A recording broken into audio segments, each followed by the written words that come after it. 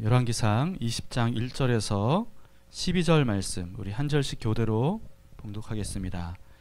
아람의 벤하닷 왕이 그의 군대를 다 모으니 왕 32명이 그와 함께 있고 또 말과 병거들이 있더라.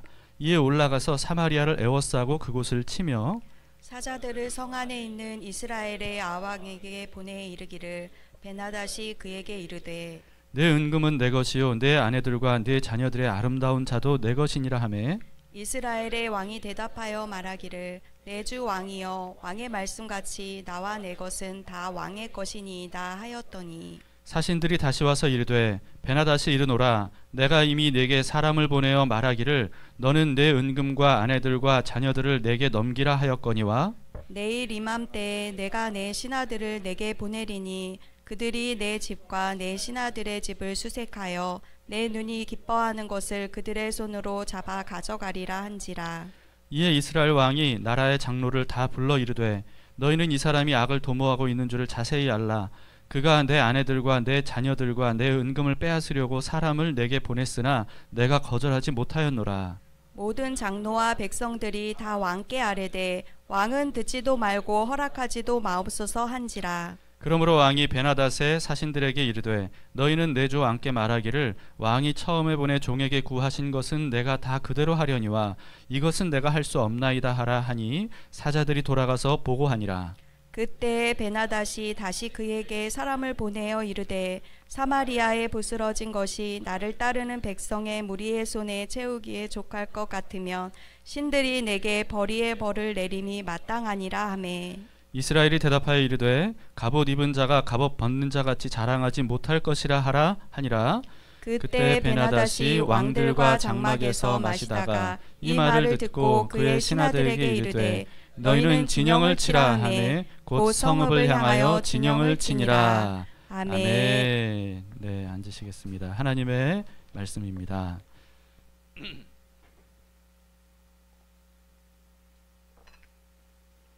여러분 사극 좋아하시나요? 사극 드라마.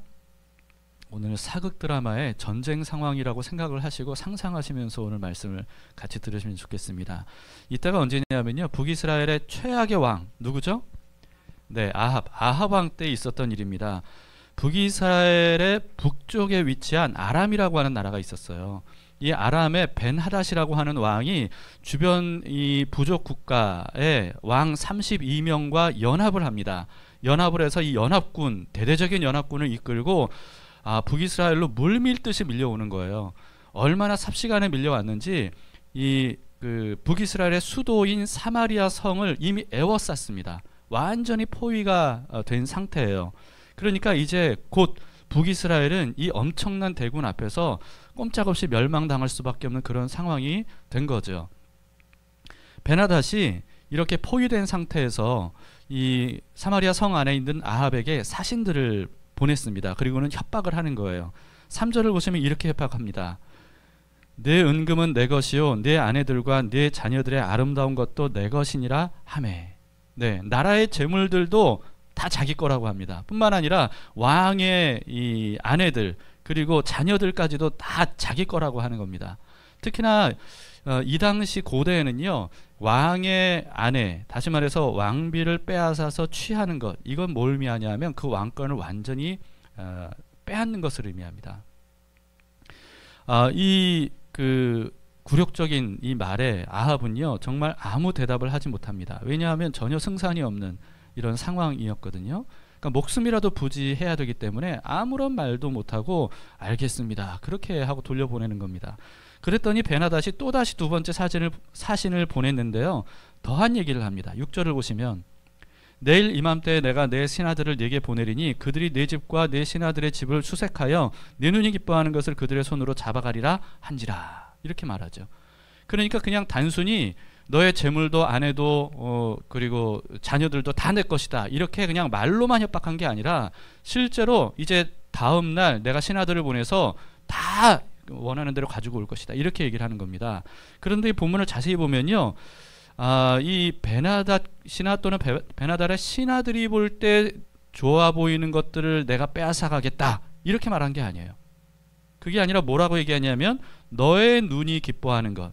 그러니까 아합이 사랑하고 아끼고 또 귀하게 여기는 것, 이거를 빼앗아 가겠다는 거예요. 그러니까 자신들이 필요해서 그런 것들을 빼앗아 가겠다는 뜻이 아니고요. 완전히 북이스라엘의 왕을 짓밟고 그 자존심을 완전히 짓밟고 완전히 그냥 권위를 무너뜨리겠다, 이런 뜻이죠. 그러니까 굴욕적이고 굉장히 아주 그냥 그 발로 밟는 어떤 그런 말을 하는 겁니다. 이 성경을 통해서 이 아합의 캐릭터를 보면 참 전형적인 소인배라는 것을 알 수가 있는데요. 강한 자에게는 굉장히 약한 모습을 보입니다. 그리고 약한 자들에게는 굉장히 강한 모습을 보여요. 그러니까 전형적인 소인배 스타일이죠. 그뿐만이 아니고 이 뭔가 이렇게 스스로 이 줏대를 가지고 결정하고 사는 게 아니고요. 굉장히 주변 사람들의 말에 이 그 팔랑귀, 주변 사람들의 말에 휘둘리는 어떤 그런 팔랑귀 스타일이었던 것 같아요. 이 아합은요, 이런 상황에서 뭐라고 말할, 이 어떻게 응답을 해야 될지 대답을 해야 될지 이 결정을 못 내립니다. 그래서 장로들을 다 불러 모아요. 그리고는 베나닷의 신하들이 한 말을 다 얘기하면서 내가 이런 말을 굴욕적으로 들었는데 도대체 어떻게 말을 해야 될지 대답을 못했다, 이렇게 얘기를 합니다. 그러니까 이 신하들이요, 신신당부를 해요. 그들의 말을 듣지도 말고 그들의 말을 허락하지도 마십시오. 그럽니다. 그래서 이 말을 들은 아합이 이 베나닷의 신하들에게 그렇게 할 수 없다고 이렇게 거절의 의사를 표현하고 보내죠. 그랬더니 베나닷이 세 번째 또다시 사신을 보냈어요. 그리고는 더 무섭게 협박을 하는 겁니다. 10절을 보세요. 그때 베나닷이 다시 그에게 사람을 보내어 이르되 사마리아에 부스러진 것이 나를 따르는 백성의 무리의 손에 채우기에 족할 것 같으면 신들이 내게 벌 위에 벌을 내림이 마땅하니라, 이렇게 말합니다. 무슨 말인지 모르시겠죠? 네, 워낙에 이제 이 당시에 통용되던 말을 그냥 직역을 하다 보니까 우리는 알아듣기 어려운데 무슨 뜻이냐면요, 자기 부하들이 사마리아 성에서 부스러기 하나도 건져내지 못할 정도로 완전히 사마리아 성을 가루로 만들어 버리겠다, 이런 뜻이에요. 완전히 박살내 버리겠다, 건질 것도 하나 없을 정도로 그렇게 초토화시켜 버리겠다, 이렇게 하는 말입니다. 이 말에 아합이요, 이번에는 꽤 용감하게 대답을 해요. 11절에 보시면 이렇게 대답합니다.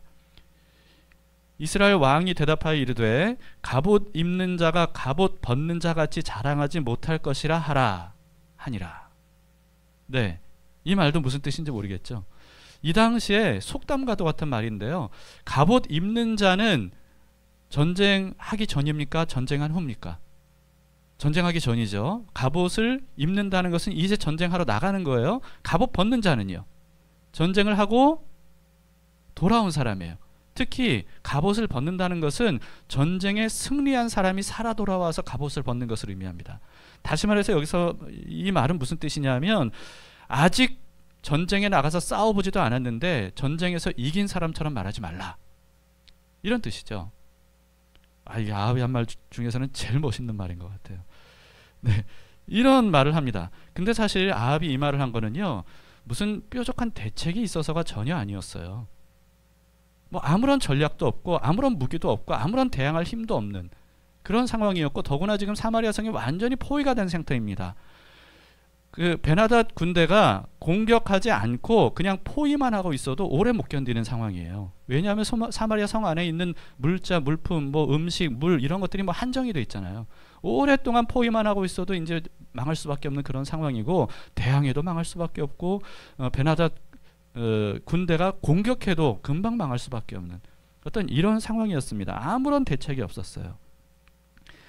사실 베나닷이 이미 이긴 것처럼 호언장담하는 이유가 있었는데요. 이 뒤의 내용을 보면 베나닷의 연합 군대가 몇 명이었냐면요, 13만 명.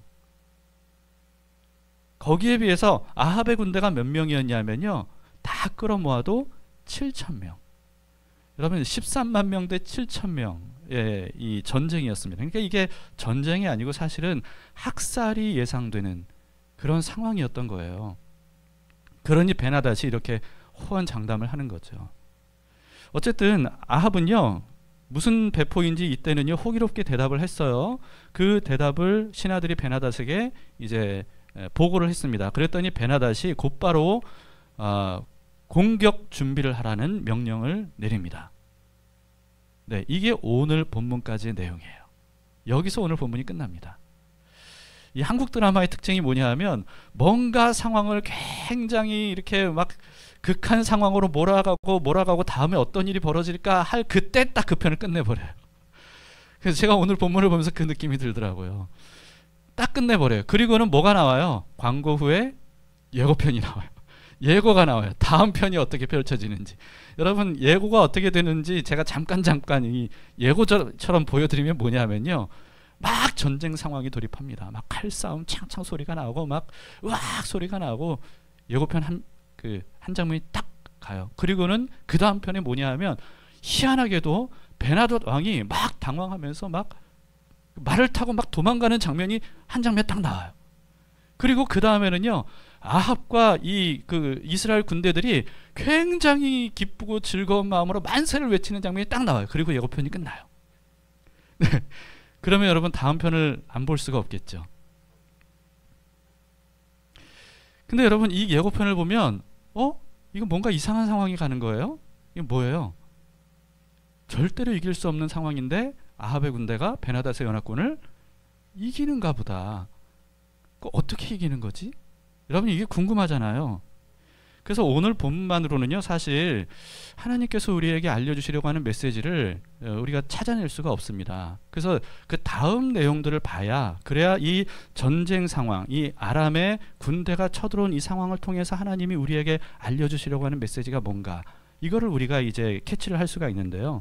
그래서 다음 내용에 대해서 제가 말씀을 드리겠습니다. 이제 다음 편을 보시는 거예요. 이 전쟁은 놀랍게도 이스라엘의 승리로 끝나게 됩니다. 그것도 한 번의 승리가 아니에요.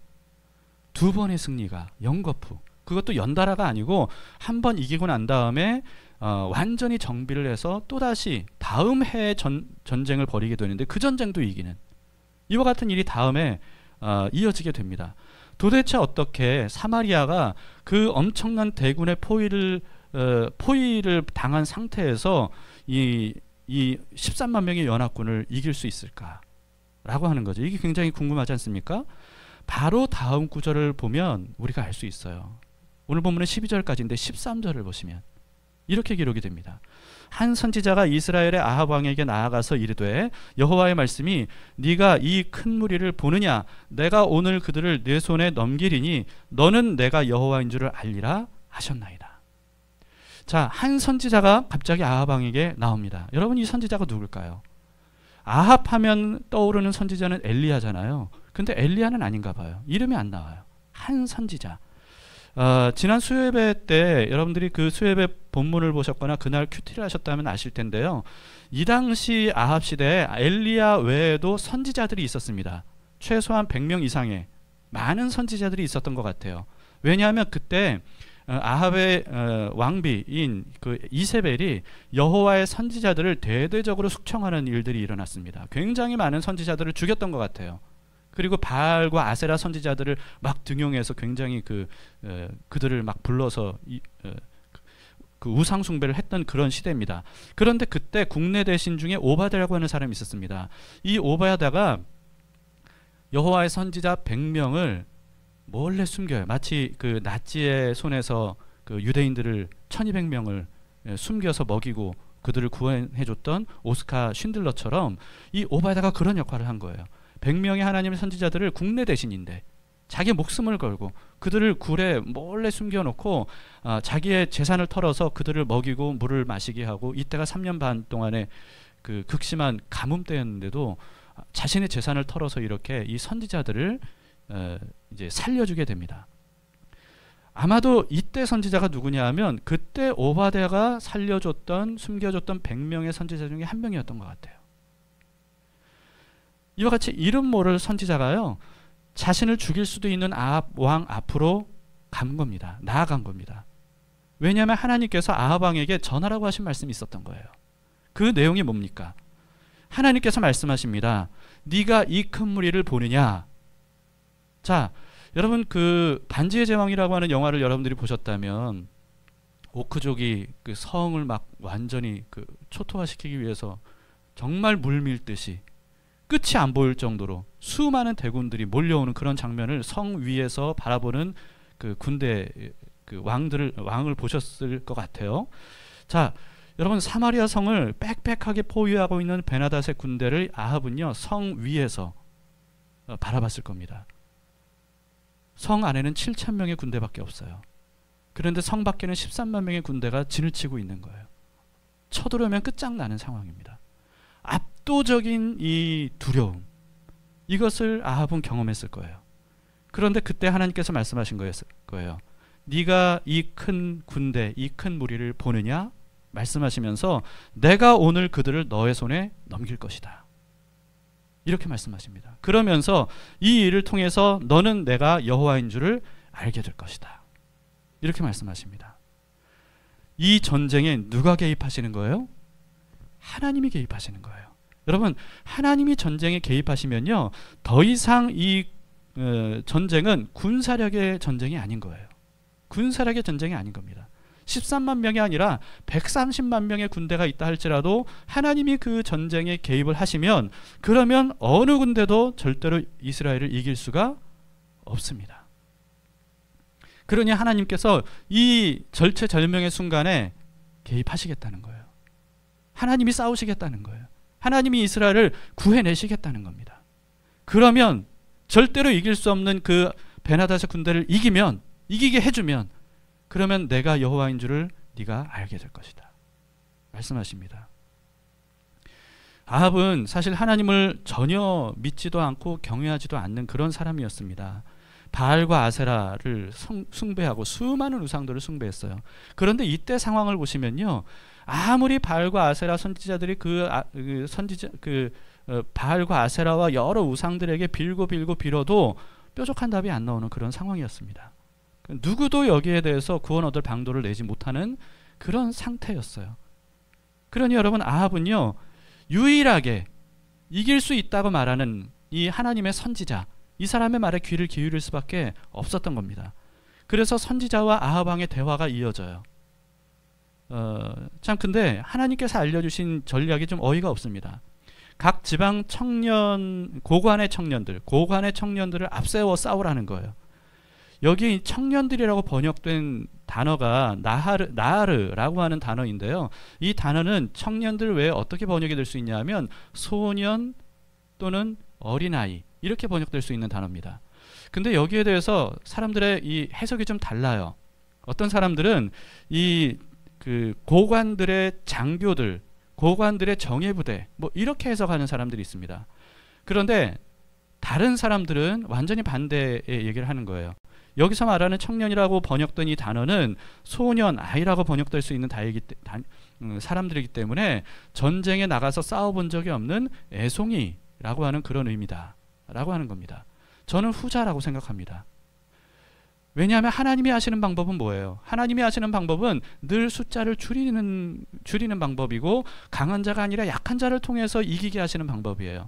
왜냐하면 그래야 이 전쟁은 하나님이 이기게 하신 전쟁이라고 확신할 수 있기 때문입니다.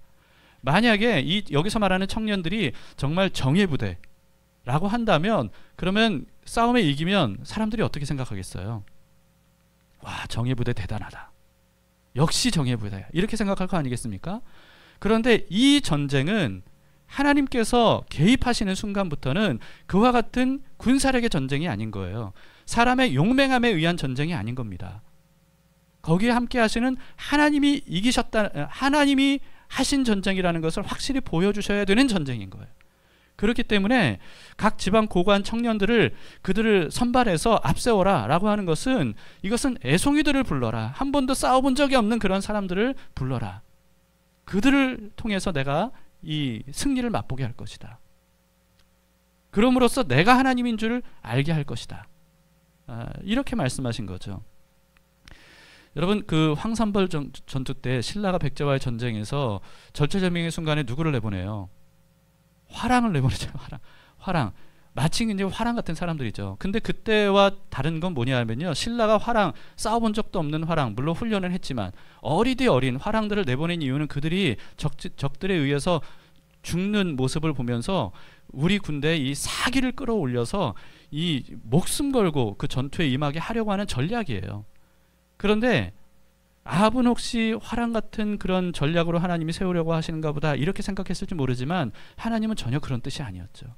그런 뜻이 아니라 이 전쟁은 이와 같이 애송이들을 통해서도 이길 수 있는 전쟁으로 만들므로써 하나님이 승리하게 하시는 전쟁이다 하는 것을 알려주시려고 하신 겁니다. 그래서 하나님께서 말씀하세요. 군대를 누가 이끌고 나가겠습니까? 했더니 아합 왕 네가 데리고 나가라, 지휘해라, 이렇게 말씀하십니다. 이 말씀대로요, 각 지방 고관들 청년들을 모았어요. 몇 명이었냐면요, 겨우 232명 밖에 안 됐습니다. 그러니까 기드온의 300용사보다 더 숫자가 적은 거예요. 그리고 이스라엘의 모든 군대, 끌어모을 수 있는 군대를 다 끌어모았더니 7,000명이었어요. 아합은 선지자의 말대로 어차피 죽을 거니까 직접 이들을 이끌고 정오에 베나닷의 군대를 향해서 이제 출정을 합니다.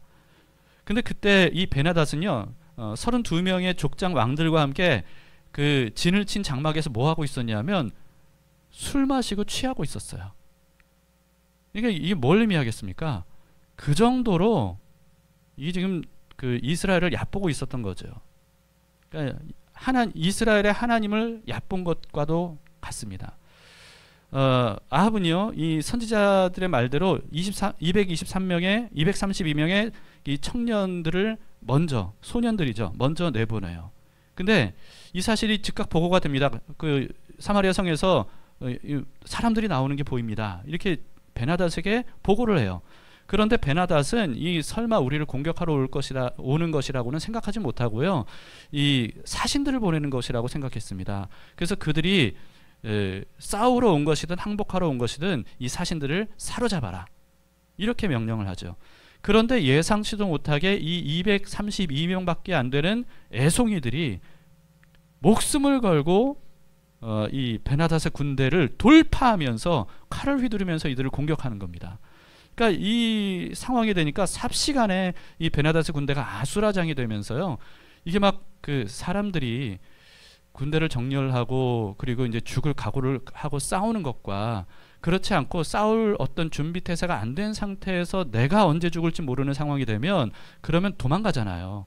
그러니까 사람들이 이제 삽시간에 그 주변에 있는 사람들이 도망가기 시작하니까요, 이 13만 명이나 되는 군대가 다 아수라장이 돼서 그래서 막 도망가는 분위기가 된 거예요.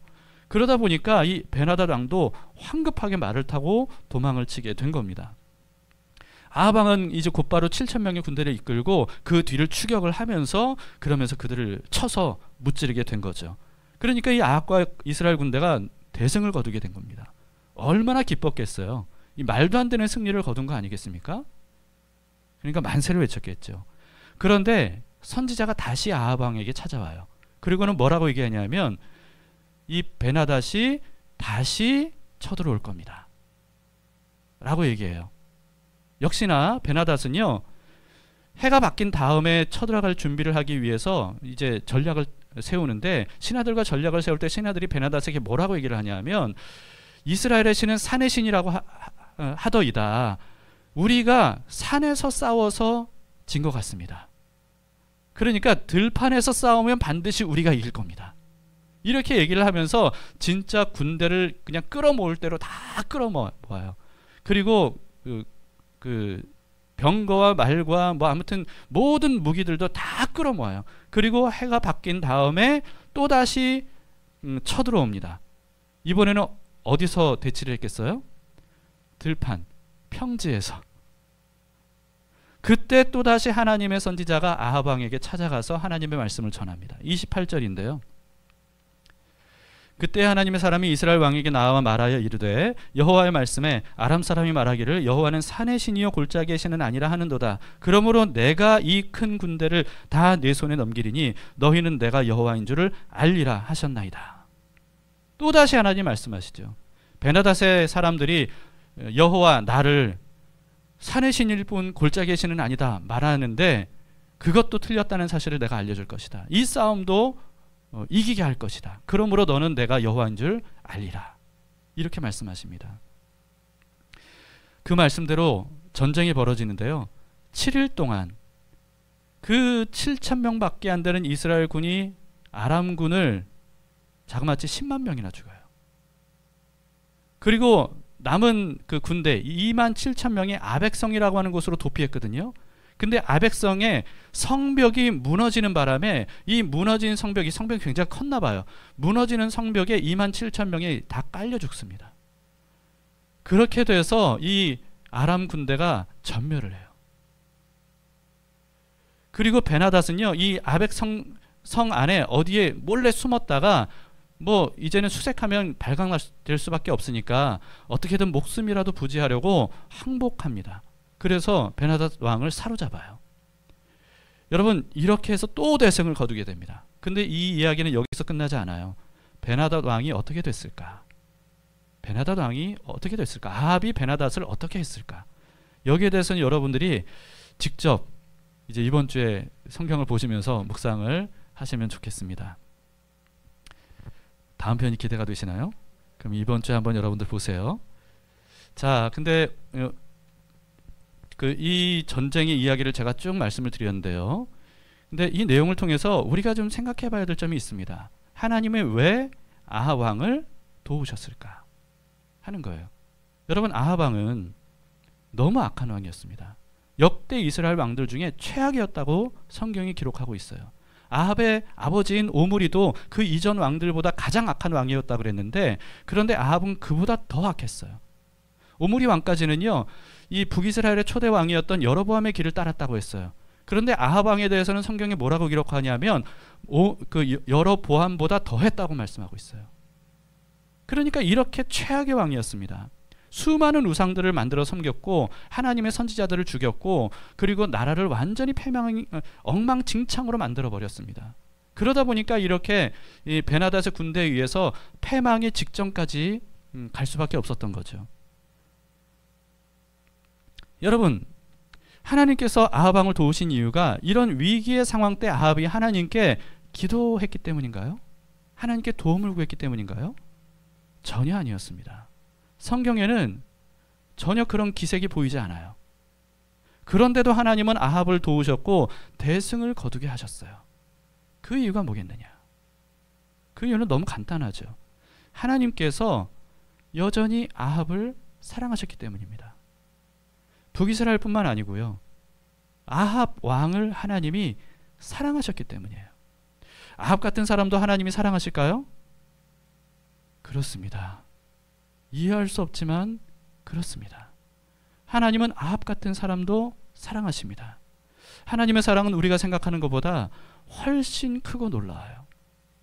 절대로 하지 못할 것 같은, 받지 못할 것 같은 사람도 하나님은 사랑하십니다. 그래서 하나님은요, 회개할 마음이 전혀 없고 하나님을 경외할 마음이 전혀 없는 아합 왕에게 하나님의 선지자를 먼저 보내신 거예요. 먼저 보내시고 내가 이 전쟁 이기게 해주겠다. 그러면 네가 내가 여호와라는 사실을 인정해 주겠느냐? 나에게로 돌아오겠느냐? 내가 이스라엘을 이 압도적인 베나닷의 군대에서 구원해 주면 그러면 너는 나를 인정하겠느냐? 이렇게 말씀하시는 거예요. 하나님은 아합이 악하다고 포기하지 않으셨습니다. 하나님의 사랑을 가장 닮은 사랑이 부모의 사랑이라고 그러죠. 그런데 여러분, 부모도요, 자녀들을 버리고 포기하는 일들이 현대에 얼마나 많이 일어납니까? 고대에는 어땠어요? 고대에는 자기 자녀를 자기 복 받겠다고 몰래 신에게 바치기도 하잖아요. 부모는 자식을 포기하거나 자기를 위해 버릴지라도 하나님은 절대로 포기하지 않으세요. 아합에게 기회를 주고 또 주셨습니다. 아합을 오랫동안 기다려 주셨고 또 기다려 주셨어요. 앞서 하나님은 엘리야를 통해서 3년 반 동안 비가 그리고 이슬도 내리지 않을 것이다, 이렇게 아합 왕에게 말씀하셨습니다. 이건 뭘 의미하냐면 비를 주관하고 날씨를 주관함으로써 풍요를 주는 바알 신이 진짜 신이 아니다 하는 거예요. 내가 허락하기 전에는 비와 이슬도 내리지 않을 것이다. 그러므로 인해서 하나님만이 진짜 참신이고 하나님만이 이스라엘을 풍요롭게 살 수 있도록 하실 수 있는 분이라는 것을 알려주신 겁니다. 그럼으로써 아합이 가짜 신인 바알을 버리고 하나님께 돌아오기를 바라셨던 거죠. 그런데도 안 돌아왔어요. 그랬더니 하나님께서 어떻게 하셨습니까? 이번에는 갈멜산에서 엘리야를 통해서 바알 선지자 450명과 엘리야가 대결을 하도록 하셨어요. 그럼으로써 진짜 신이 누군지를 확실하게 보여주셨죠. 하늘에서 불을 떨어지게 해서 물로 가득한 재물을 완전히 불태우심으로써 하나님만이 진짜 하늘에서 응답하시는 신이라는 것을 알려주셨습니다. 그리고 이어서 3년 반 만에 드디어 하나님께서 엘리야를 통해서 비를 내리게 하심으로써 바알도 아세라도 아무것도 아니고 진정한 하나님은 여호와밖에 없다 하는 것을 증명해 주셨습니다. 그런데도 아합은 하나님께로 돌아오지 않았어요. 하나님을 받들지 않았습니다. 그랬는데도 하나님은 또다시 기회를 주신 거예요. 이 전쟁을 통해서. 그것도 2번이나 13만의 대군을 오합지졸을 통해서 승리하게 하심으로써 하나님께서 이스라엘을 여전히 사랑하시고 하나님께서 아합에게 여전히 기회를 주신다는 것을 보여주신 겁니다. 이제는 나를 여호와로 인정하겠느냐 말씀하시는 거죠. 사람들은 하나님에 대해 잘 모르기 때문에요, 오해를 많이 합니다. 하나님에 대해서. 그 중에 하나가 뭐냐면 구약의 하나님 너무 무섭다는 거예요. 너무 잔인한 분이라는 거예요. 하나님은 자기 마음에 들지 않으면 단호하게 즉각 심판하는 분이라고 그렇게 생각합니다. 그래서 자기도 조금만 잘못하면 하나님이 벌하실까 봐 두려워해요. 하나님이 자기를 버리실까 봐 무서워해요. 이런 분들이 의외로 많더라고요. 의외로 많아요. 근데 여러분, 그렇게 오해하는 이유가 뭐냐 하면 성경을 잘 보지 않기 때문에 그래요. 그냥 부분만 보니까 그렇습니다. 성경을 전체를 보면 절대로 하나님을 그렇게 오해할 수 없습니다. 성경 중에 자극적인 부분만을 자꾸 골라서 보니까 그렇죠. 여러분, 성경 전체를 잘 보면 하나님이 얼마나 오래 참고 또 오래 참아주시는 분인지를 알 수 있어요. 기회를 주고 또 기회를 주시는 분입니다. 죄인들이 하나님께로 돌아올 수 있도록 전지전능하신 하나님께서 최선을 다하시는 모습. 여러분, 전지전능하신 하나님이 최선을 다하신다 그러면 더 이상 할 수 있는 게 없다는 뜻입니다.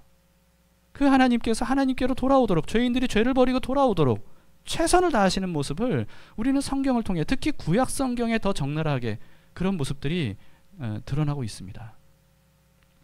하나님은 이스라엘을 이집트로부터 구원해내셨죠. 그런데 구원해내실 때 하나님은 전지전능하신 분이기 때문에 이집트가 아무리 강대하고 큰 나라라 할지라도요, 그냥 손가락으로 꾹 누르듯이, 그냥 우리가 모기, 저도 어젯밤에 모기 한 마리 잡았거든요. 모기 잡듯이 그냥 탁 치면 이집트는 박살나는 거예요. 그러면 하나님이 뭐 한 번에 이스라엘을 구원해내실 수 있잖아요. 그런데 하나님은 그런 방식을 사용하지 않으셨어요. 어떻게 하셨죠? 10번이나. 그것도 계속 모세에게 예고하시면서 이런 일이 있을 거다. 그럼으로써 내가 여호와인 줄을 알게 될 것이다. 이것을 그 완악하고 완악한 파라오에게 계속 모세를 통해서 말씀하시는 거예요. 이게 뭘 의미하겠습니까?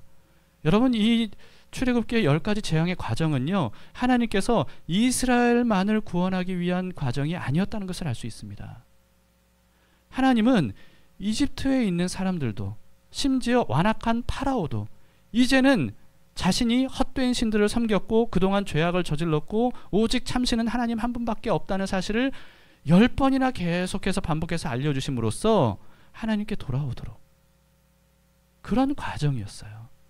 그것을 알 수 있는 것이 10번째 재앙입니다. 장자재앙. 그 장자재앙은 이스라엘 백성들만을 위한 어떤 구원의 방법이 아니었습니다. 왜냐하면 이스라엘 백성들도 구원받는 방법은 어린 양 잡아서 피를 바르고 그 집안에 저절로 구원받는 게 아니었어요. 그렇게 해야만 구원받았습니다. 그것은 이스라엘 백성들만을 위한 게 아니었어요. 이집트인들도 그렇게 하면 구원받을 수 있었던 겁니다. 여러분, 이것을 통해서 이 10가지 재앙을 통해서 우리가 알 수 있는 건 뭐냐면요, 하나님은 계속해서 구원받을 기회, 회개할 기회를 주셨다는 것을 알 수가 있습니다. 이스라엘의 패망 과정도 보세요. 이스라엘 패망 과정. 하나님께서 이스라엘이 패망되기 전까지 어떻게 하셨습니까? 수많은 왕들이 계속해서 하나님의 선지자를 죽이고 또 죽여도 계속 선지자들 보내주셨어요. 선지자들을 보내주시면서 하신 말씀은 동일했습니다. 너희가 회개하지 않으면 심판을 받게 될 것이다. 망하게 될 것이다. 회개하고 돌아오라. 내가 진짜 신이다. 너희가 섬기는 우상들은 다 가짜 신이다. 내게 돌아오면 너희는 나와 함께 영원한 나라를 이루며 살 것이다. 그것을 계속 말씀하셨어요.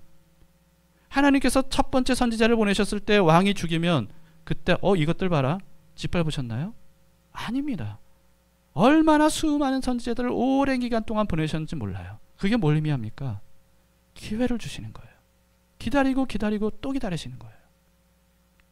요한계시록을 보세요. 요한계시록은 최후의 이 종말의 시대를 우리에게 알려주고 있는데, 사실 이게 이제 종말, 아직 이루어지지 않은 종말의 때만을 의미하는 건 아닙니다. 영적인 영혼의 세계에 대한 이야기인데요. 어쨌든 이것을 통해서 우리가 알 수 있는 건 뭐냐면요, 하나님께서 세상을 심판하실 때에도, 재앙을 내리실 때에도 이게 그냥 단번에가 아닌 거예요. 뭐 7인, 7대접, 뭐 7나팔 계속 반복되잖아요. 여러 번 반복되잖아요. 왜 하나님이 단번에 심판하지 않으시냔 말이에요. 마지막 때까지도 하나님은 계속해서 기회를 주시는 겁니다. 오래 참으시는 거예요. 여러분, 이런 신구약 성경에 나타난 하나님의 심판 과정, 이걸 보면 우리가 알 수 있는 건 뭐냐 하면, 하나님은 절대로 심판하고 싶어 하지 않는다. 심판을 미루신다. 기다리신다. 끝까지 기회를 주신다 하는 거예요. 마침내 심판의 때는 있지만, 그러나 하나님은 어떻게든 백성들이, 사람들이 하나님께로 돌아와서 구원을 얻기를 바라시는 겁니다. 그런 하나님을 안다면 하나님께서 가장 원하시고 기뻐하시는 게 뭔지 우리는 알 수 있습니다. 여러분, 하나님은 우상들처럼 재물, 그거 원하시는 거 아니에요. 사실 재물은요, 하나님을 위한 게 아니라 다 사람을 위한 겁니다.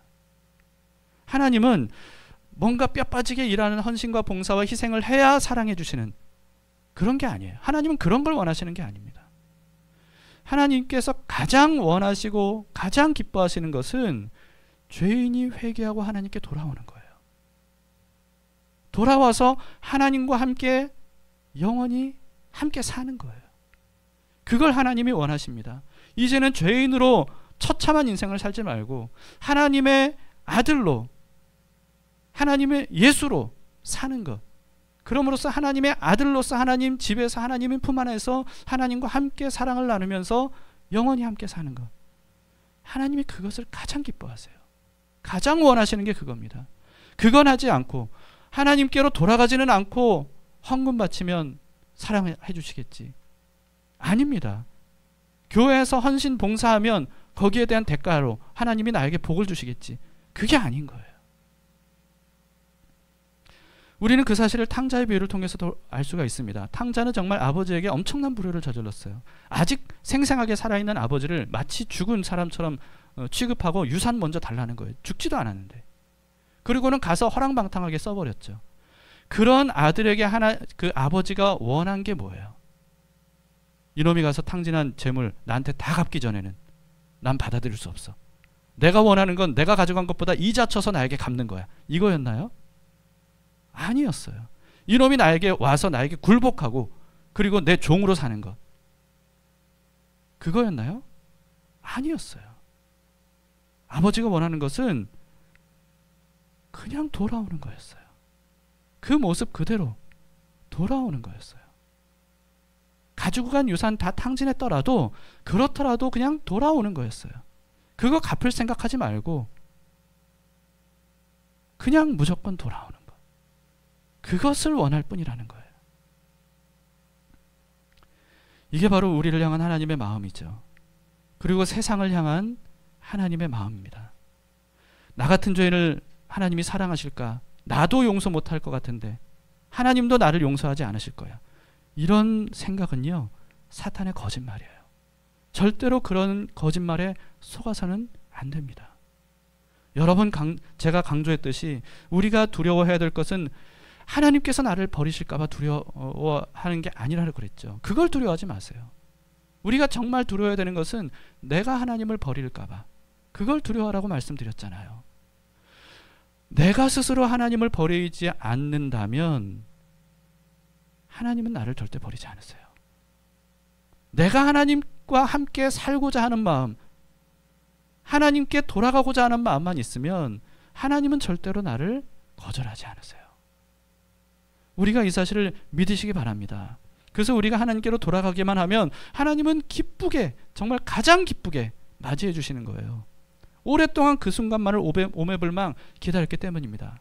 여러분, 이제 이후에 보시면요, 아합에 대해서도 정말 회개 같지도 않은 회개했을 때 하나님이 얼마나 기뻐했는지를 우리는 볼 수가 있어요.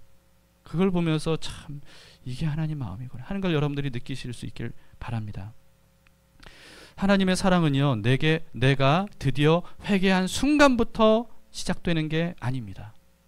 내가 회개하고 하나님께 돌아간 순간부터 하나님이 나를 사랑하신다. 그게 아니에요. 회개하고 돌아가기 전부터, 오래전부터 하나님은 나를 사랑하셨고 돌아오기만을 기다리시는 겁니다. 로마서 5장 6절에서 10절 빠르게 한번 쭉 읽어보겠습니다. 우리가 아직 연약할 때 기약대로 그리스도께서 경건하지 않은 자를 위하여 죽으셨도다. 의인을 위하여 죽는 자가 쉽지 않고 선의를 위하여 용감히 죽는 자가 있거니와 우리가 아직 죄인 되었을 때 그리스도께서 우리를 위하여 죽으심으로 하나님께서 우리에 대한 자기의 사랑이 어떤지를 확증하셨느니라. 그러면 이제 우리가 그의 피로 말미암아 의롭다 하심을 받았으니 더욱 그로 말미암아 진노하심에서 구원을 받을 것이니 곧 우리가 원수 되었을 때 그의 아들의 죽으심으로 말미암아 하나님과 화목하게 되었은즉 화목하게 된 자로서는 더욱 그의 살아나심으로 말미암아 구원을 받을 것이니라. 여러분, 아합처럼 전혀 회개할 마음이 없는 상태일 그때부터 하나님이 사랑하신 거예요. 그 사랑 덕분에 나 같은 죄인이 구원을 얻고 하나님을 감히 아버지라고 부를 수 있게 된 거죠. 그런 하나님과 함께 살 수 있게 된 겁니다. 하나님의 사랑을 여러분 사람 수준으로 생각하지 말아야 돼요. 내 부모도 날 버렸으니, 내 남편도 내 아내를 버렸으니 하나님도 나를 버리실 거예요. 나도 내가 용서가 안 되는데 하나님이 나 같은 사람을 사랑하실 리가 없어. 여러분, 그 거짓말에 속지 마세요. 우리가 하나님께 돌아갈 마음만 가지고 있고 하나님께 돌아가기만 하면 하나님은 오매불망 기다렸다는 듯이 끌어안아 주시고 그 어느 때보다 기뻐하실 겁니다. 하나님의 사랑보다 더 큰 것은 이 세상에 존재하지 않습니다. 그렇기 때문에 우리의 모든 죄를 다 멸하시고 우리를 구원하실 수가 있는 거예요. 하나님의 사랑이 가장 크기 때문입니다. 가장 강하기 때문입니다. 그러므로 우리가 하나님을 가장 기쁘게 할 수 있는 일이 뭡니까? 첫 번째, 하나님께로 돌아가는 거예요. 두 번째, 절대로 다시는 하나님을 떠나지 않는 거예요. 세 번째, 하나님의 사랑 안에서 이제는 하나님과 함께 영원히 사는 거예요. 그것보다 하나님이 기뻐하시는 건 없습니다. 다른 어떤 것으로 하나님을 기쁘시게 하려고 하지 말고요, 하나님의 마음을 아셔야 돼요. 우리를 향한 하나님의 마음, 정말 원하시는 게 무엇인지를 알 때 우리는 자유롭게 넉넉하게 하나님 품 안에서 하나님이 주시는 은혜로 행복과 평안을 누리며 살 수가 있습니다. 오늘 그 사실을 믿음으로 주님의 그 사랑에 우리가 화답할 수 있길 바라요. 주님, 저를 그렇게 사랑하셨군요. 이제 저도 주님 사랑하면서 살겠습니다. 이런 마음으로 주님께 나아오는 예배가 되시기를, 삶이 되시기를 바랍니다.